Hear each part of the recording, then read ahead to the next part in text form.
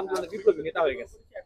বিনিয়ামিন মোল্লা বা আক্তার হোসেন থাকলে এখানে তো আন্দোলনে দাঁড়াইতে দিবে না সাদ্দাম হোসেন, এবং যারা আমাকে ওইখান থেকে বের করে দিল তারা এখন বিশাল বড় বিপ্লবী নেতা।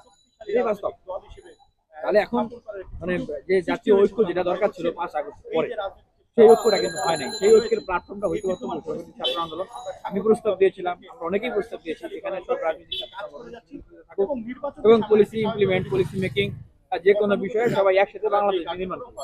তারা যেটা করলো, একটা রাজনৈতিক এজেন্ডাকে নিয়ে একটা রাজনৈতিক দল তৈরি করবে, সেই ধরনের একটা প্রক্রিয়াকে সামনে রেখে অন্যান্য রাজনৈতিক দলের যে নেতাকর্মীরা এখানে ছিল তাদেরকে বের করে দেবে এবং বিভিন্ন রাজনৈতিক ছাত্র সংগঠন থেকে পদত্যাগ করায় তাদেরকে দিয়ে একটা সংগঠন তৈরি করবে।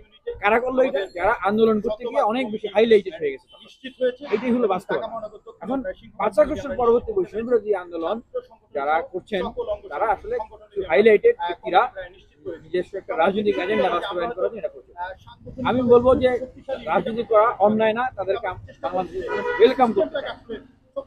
বাংলাদেশের মানুষ তারুণ্যের রাজনীতি চায়, দেখতে চায়। আমরা তারুণ্যের রাজনীতি করছি, আরো তারুণ্যের নতুন নতুন গ্রুপ রাজনীতি দেখতে চায়। কিন্তু এর মানে এইটা না যে বৈষম্য বিরোধী আন্দোলন, যেটা সকলের আবেগ ভালোবাসার যে একটা জায়গা, সার্বজনীন যে একটা প্ল্যাটফর্ম, লক্ষ লক্ষ কোটি কোটি মানুষ যেখানে আন্দোলন করতে এসেছিলেন, সেইটাকে আপনারা ব্যক্তি বা গোষ্ঠীর সাথে রাজনীতির জন্য ব্যবহার করবেন, যেটা বিভিন্ন জায়গায় টেন্ডারবাজি,